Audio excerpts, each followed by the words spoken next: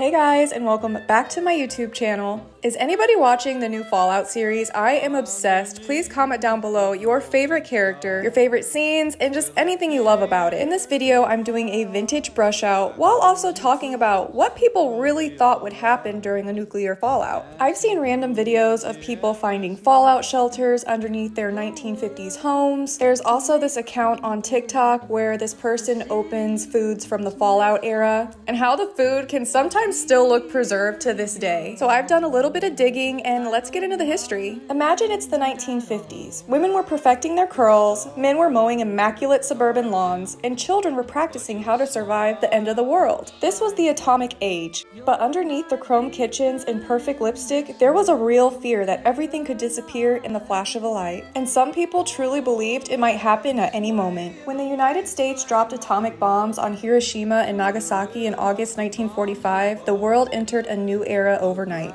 By 1949, the Soviet Union successfully detonated its own atomic bomb, and the arms race had begun. In 1952, the United States tested the first hydrogen bomb, codenamed Ivy Mike. It was not just a weapon, it was 1,000 times more powerful than the bomb dropped on Hiroshima. In 1953, the Soviets followed. This wasn't just war anymore, this was mutually assured destruction. Here's what made it worse. People didn't fear just being vaporized instantly, they feared fallout. Fallout meant radioactive particles, microscopic dust from the explosion that could drift through the air for miles, even hundreds of miles. It would settle onto homes, water supplies, crops, and skin. You wouldn't see it. Radiation sickness was described as nausea, hair loss, burns, internal bleeding, and slow organ failure. And doctors didn't fully understand how to treat it. The fear wasn't just dying, it was surviving and suffering. In 1951, the US government released a short educational film called Duck and Cover. It featured a cartoon turtle named Bert. Children were taught that if they saw a bright flash, they should duck under a desk, cover their heads, and turn away from the windows. Today it sounds almost naive, but scientists genuinely believe thermal radiation from a blast could cause severe burns, and that shielding your face might reduce injury. Entire generations of children practice for nuclear war the same way we practice for fire drills. By 1961, fear reached its peak. The Berlin crisis was escalating. The Soviet Union resumed atmospheric nuclear testing. Even the president, John F. Kennedy, addressed the American public, urging families to prepare fallout shelters. Within months, Americans were digging holes in their backyards. I'm genuinely curious, does anybody have any family members that were truly afraid and started digging nuclear fallout shelters in their backyard? If so, I'd love to hear about it in the comments. These were concrete bunkers, steel doors, ventilation systems, and radiation meters. The government even distributed shelter instruction booklets explaining how to calculate wall thickness for protection. Their recommendation was to stay underground for at least 2 weeks because the radiation levels would drop significantly after the first 14 days. Here's something many people forget. Between 1945 and 1992, the United States conducted over 1,000 nuclear tests. Many took place at the Nevada test site. In Las Vegas, hotels would advertise atomic viewing parties. Tourists gathered on rooftops to watch mushroom clouds rise in the distance. Even cocktails that they were drinking were named after these atomic blasts. Meanwhile, radioactive debris drifted across Utah and neighboring states. Communities later known as the Downwinders would experience elevated cancer rates decades later. At the time, most people trusted the government's assurances that exposure was minimal, but the full health consequences wouldn't be acknowledged for years. Let's talk about the vaults.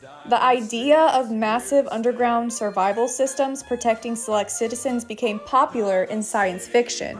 Side note, I've actually never played the game Fallout, but I have been reading a lot, and I'm curious to know what are the craziest vaults, because I've read some and I'm just like, my mind is blown. If there is a vault and experiments you guys think I should know about in the Fallout universe, comment down below and let me know. Although those are science fiction, there were real underground government facilities. NORAD's Cheyenne Mountain Complex, built in the 1960s, was designed to survive a nuclear strike.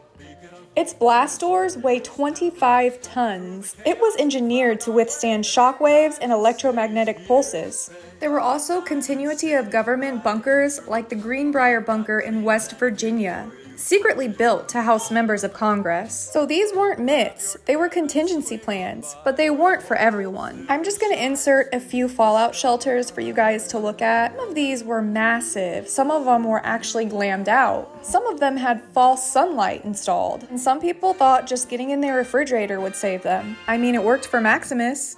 The government also studied human behavior under stress. Cold War era psychological experiments explored confinement, authority, obedience, and isolation. Researchers wanted to know, if families were trapped underground for weeks, would society hold together? Would fear turn into violence? Would leadership structures collapse? They were preparing for more than radiation. They were preparing for human nature. Another fear that grew later was something called nuclear winter. Scientists theorized that smoke and debris from multiple detonations could block sunlight. Global temperatures could drop, crops could fail, famine could spread, the sky staying gray for years. Even though nuclear winter research peaked in the late 1970s and 1980s, the seeds of that fear were already planted during the atomic age. Like I said before, people weren't just afraid of the blast, they were afraid of a changed planet.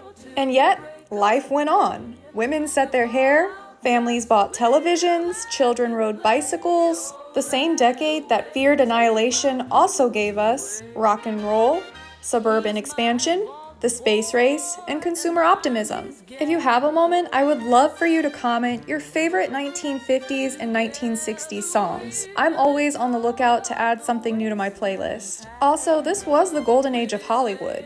This is where I really need your guys' help. I'm always trying to find good 1950s, 1960s movies to watch. So make sure to also comment down below what you think I should watch next.